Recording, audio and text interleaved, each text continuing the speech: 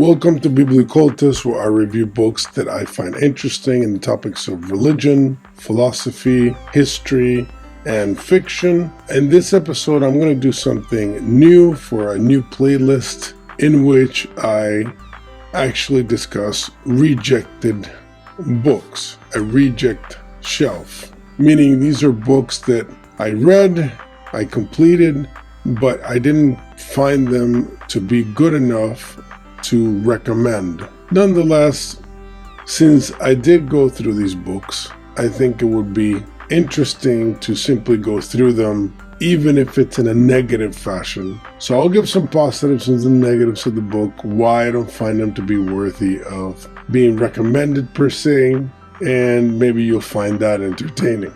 So in this one, I'm going to go over a book called The Damnation Game by Clive Barker. But before I begin, please remember to subscribe to the channel, click the bell for notifications so you get a notice when I put out a new video, like the video, share the video, and comment on the video as well. So this edition that I have of The Damnation Game is by Ace Putnam from 1987. Good condition, the book actually, and it wasn't too expensive to find.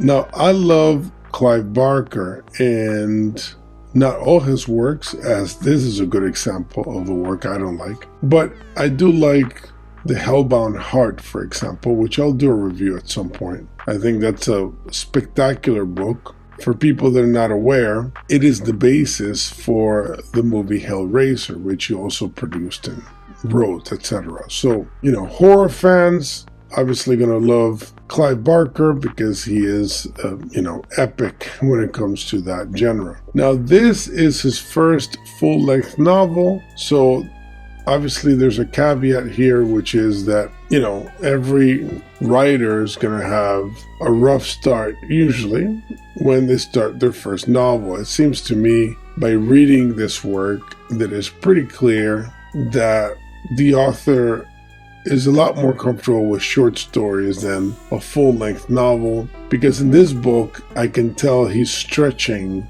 all the components of the book to make it a full-length book. And obviously, and this is something I noticed right from the beginning, so as I start reading it, I can tell that there are certain plot points that are being stretched kind of way too long to make it work into a novel. And if you get that feeling right away when you're reading a novel, then you know you're in trouble. Now, let me explore some of the positives of the book, because again, I finished the book. Most of the books I start, I will finish, even if I don't like them. But it could be quite a chore to go through a book that you dislike from the beginning, or that you can tell it's not good as you go through it. Sometimes you expect more of the book, so you start reading it, you realize it's not that great, or you're not liking it, but I continue reading it thinking at some point it should get better, especially if you're familiar with the author's other works. So you're saying, well, I know this author, let's see if he improves on the book. And sometimes I can get hooked on, even on a series, that I say, well, I can't like this, and next book probably will improve it and surprise me, etc. And I keep going through all these books, and I end up realizing that the whole thing was terrible, and I was hooked already on the whole series, and then I have to finish it. I already started. So I'll do this whole reject series. I'll include some of these examples so you can know what I'm talking about. Positive of the book, it does explore the obsession that human beings have with eternal life, with the consequences of this desire. I mean, obviously Clive Barker is really good at the topic of desire, in particular passion, etc. So obviously this component is going to be a positive. He's really good at exploring this idea psychologically. So in this book, he explores this, and he explores desire, addiction, and again, he has a good ability to present desire and addiction in a horrifying way. Now, some people may say that's your interpretation of what he's writing. He doesn't necessarily present these things as negative, or at least his intention is not to criticize them. He's just presenting them as he sees them. To me, it's pretty clear that the characters that engage in obsessive hyper passions and addictions in his books are obviously negative.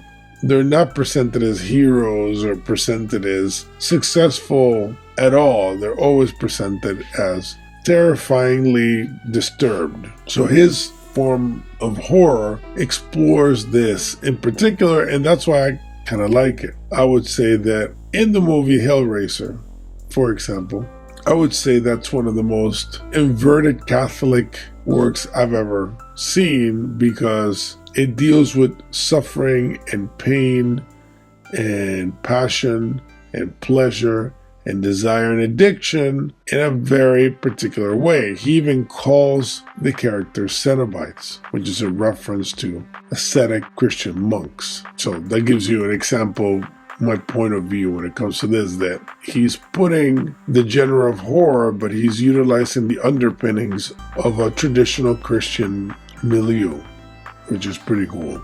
And another positive of the book, the cliche of the devil is not really used. And I appreciate that. And I don't want to spoil the work. Again, I don't like the work. So in a weird way, I don't mind spoiling it because I'm not recommending the book. The devil's not involved in this, like directly, like the devil's not a character. That's what I mean. What are the negatives?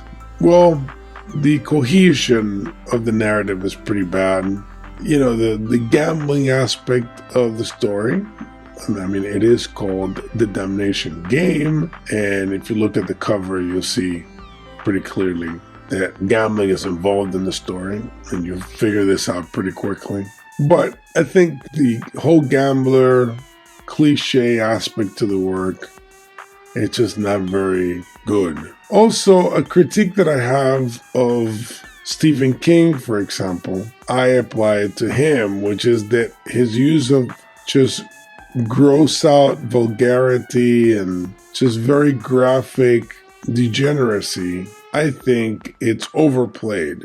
And there's a quote by Stephen King that says, you know, if I can't psychologically horrify you, if I can't disturb you by the content of the work, then I'll go for the gross out, which is the lowest form of horror. In other words, he categorizes horror in different ways, right? Like 3 categories. And the last one is gross out. I can't scare you in, you know, these kind of higher level ways, not just gross you out. And he even says that the gross out is kind of the lowest level. And I agree. And I think in this work, you have a lot of the gross out, but it doesn't seem to really matter to the narrative or really enhance the narrative. I don't mind gross out if it's in a context that enhances the work or it's coherent to the work. But if it's just there unnecessarily, then what's the point? It just makes it like an easy kind of low-hanging fruit dynamic that, again, as a reader, I just don't appreciate because I don't think there's a point to it. The mood of the book, which could have been its saving grace, it's actually not that great. It could be, in my particular opinion, because obviously there's going to be people that love the book. I mean, that's always going to happen, right? I'm just giving my opinion. I don't think the mood was effective. It creates a dissonance between the gross out vulgarity kind of thing and the mood of danger and the feeling of dread in the work. But I don't think these jive too well. I think it's the character choices. The criminal who is given an opportunity in combination with the daughter of one of the main characters. I don't think these characters jive too well. And I don't think they really make a lot of sense together. And again, mood is very important in horror because horror as a genre is about ambiance, it's about fear, it's about the unknown, as Lovecraft would say. But here, none of these elements really seem to dance together too well. Probably because it's being stretched out so that you kind of lose the thread a little bit because the mood is not condensed like a lot of authors are really good at, but it's kind of stretched out. I would say that this book is the closest I've ever seen of Clive Barker read like a Stephen King novel. Now again, Stephen King has good books. When I was very young, I really started reading things like Danse Macabre, which is a work on the genre of horror, but also The Shining and It, Pet Sematary, etc. So a lot of these works, especially for younger readers, they're very, very interesting and entertaining, but at the same time, they tend to be not that great from a reader's perspective. If you read a lot of these books again, especially if you've been exposed to kind of deeper writers, then obviously these are just entertaining books. And I don't mind reading a book that's just meant to entertain you. That's great. Actually, I find it as a reprieve from deeper readings. That's why I always have a fiction book of some kind, because I see it as a vacation from kind of deeper thoughts and kind of deeper thinking that can take a lot of your energy. So a nice kind of somewhat mindless fiction book is actually good to air out a little bit your mind. But when they become silly or absurd and unnecessarily vulgar, then I don't see what's the point of it. So in general, I think the work is just not good. I wouldn't recommend reading it, but if you want to read it, go ahead and read it. You may have a different opinion than me, but I classify this as a reject shelf edition. And unfortunately, a lot of those reject editions are in the fiction category.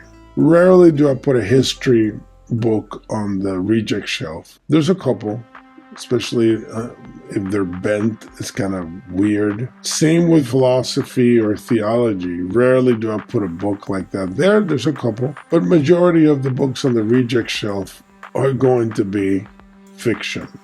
And a lot of it, to be very straightforward, is modern fiction. It is what it is. So anyway, hopefully you enjoyed this reject review. Please remember to subscribe to the channel if you like the content. Like the video, share the video, comment on the video, and click the bell for notifications if you want to get notified when I put something out. Thank you for being with me. See you next time.